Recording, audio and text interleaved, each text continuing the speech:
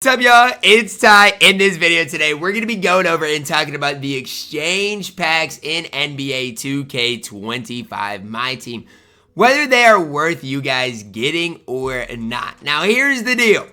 There has been a lot of different guys, different people I know that have went through and locked in for these Diamond Hidden Gems cards. And especially when you get a Diamond Hidden Gems cards, there are some of these cards that are incredibly good. Like, I like the Sapphire Bruce Bowen, but the Diamond Bruce Bowen is even better. So I get why some people are going through and getting some of these diamonds from the exchange, but I want you guys to know whether it's worth you guys doing or not. Now let's talk about it. You gotta lock in 10 Amethyst 3-point royalty cards for one Diamond Hidden Gems pack, or you gotta lock in 5 Diamond Full Throttle players for one Diamond Hidden Gems packs.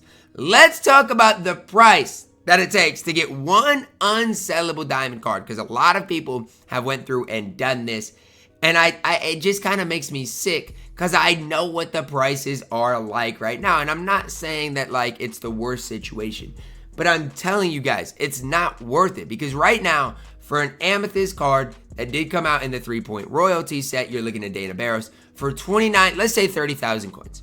30,000 coins for one of them. That times 10, you're looking at 300,000 coins for an unsellable random diamond card. I'm not judging anybody who's done this. I'm not, because it is whatever exciting. You're getting a diamond that nobody else has, and it has a chance to be super good. But that's sickening. If that doesn't make you sick, I don't know what does.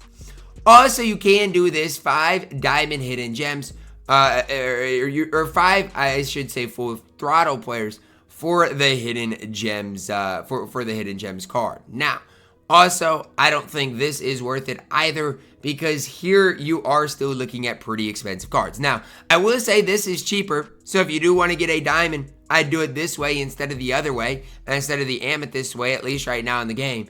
But it is still going to be super expensive. This way, let's say you're getting cards for 50,000, you're still looking at 250,000 coins for one Diamond Hidden Gems card. And I know if you always want the best team in the game, it might be worth it. But in my opinion, what is more worth it, guys, would just be to pick up any of the new cards you want. If you want Glenn Rice, go pick him up. If you want, Wilt Chamberlain, go pick up him up. Because at least with him, at least with those cards, you can turn around and eventually sell those cards. And that's where I'm at. Like, I think it's way more worth it, because at least down the road, you will be able to turn around and sell those players. So that's I don't mind that this is in the game. I think it's actually kind of unique and worth it for some players. Again, some players love this. Some players are going to spend a ridiculous amount of money. As long as 2K keeps the auction house the same, keeps content the same, and no player behind a paywall, because basically this whole Hidden Gem set is, I think 2K is going to get what they want from the game. I think the community is going to get what they want from the game, and everybody will be just fine. The way I tell people to approach these Hidden Gems, and this is my genuine way, is to act like they don't exist. Genuinely. Act like these Hidden Gems don't exist in the game. And again, if you want to grind these free challenges, that's fine, because I've grinded some of these as well for the Hidden Gems players. That's okay. But the moment you're locking in 300,000 coins for a random Diamond Hidden Gem is the point where I just don't know if I can get behind that. I just don't know if I necessarily agree or support that, just because I know how expensive that truly is going to be. And I just think right now in the game, you can build an just immaculate budget team. You do not need some of these new Diamond Hidden Gems cards. Obviously, it's going to be annoying, because when you load into a game, you have the chance of playing against some of these best Diamond Hidden Gems in the game. And I get that's frustrating. That's probably super annoying. But on the flip side, it is super expensive. And I know a lot of people are seeing, a lot of guys that are opening them up and being like, Ty, well, these guys got this guy, and is it worth it? Is it not worth it? I'm here to tell you guys, it is not worth your time. Again, I have no issues with the exchanges whatsoever. I don't. But at the end of the day, I cannot remember the last time that an exchange has been worth it. And I genuinely am, that's how I feel. I just don't know. You can tell me, when was the last time that it was worth it for you. And maybe these gold shoe packs are worth it for this diamond variety shoe pack. But for me, like, the exchanges are a cool concept. I actually like the concept of an exchange. And for this, if you, like I tell people, I can't speak for you. So if you're one, you always want the best cards in the game.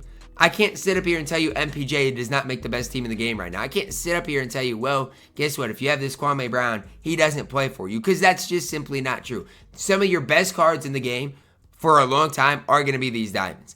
The problem that I have with it is they're unsellable, and within that, you're basically spending 300,000 MT, 200,000 MT per diamond.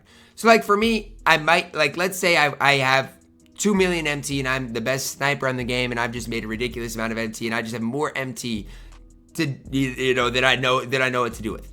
Well, sure, then in that situation, maybe it's worth it for that specific card. But try to get these cards, if you are committed to getting the exchange, try to get these cards for as cheap as possible. So for example, for full throttle players, try to get these cards for under 48,000 because you can save yourself some coins. So if you buy both of these Scouts and then add 2 more for under like 47,000 coins, well then you're spending what, 240,000 coins instead of 250. Definitely can help yourself out. But I just don't see where this 3-point royalty amethyst could be worth it for you. And again, if you like ripping a bunch of packs and you're like, Ty, leave me alone, let me do what I want, I am. I'm not telling you guys you can't. I'm just asking, for the average person, are these packs worth opening or not? I think that's really what it comes down to, or not packs, but these lock-ins, exchanges. Are they worth it or not? And right now, I cannot sit up here in front of you guys and say that they're worth it. Yes, these diamonds are immaculate. There's not many diamonds that aren't good. Even if you get like a diamond Tom Sanders, guess what, guys? He's got a decent 3-ball and he's going to be one of the best defensive players in the entire game. So basically, all of these diamonds are extremely good.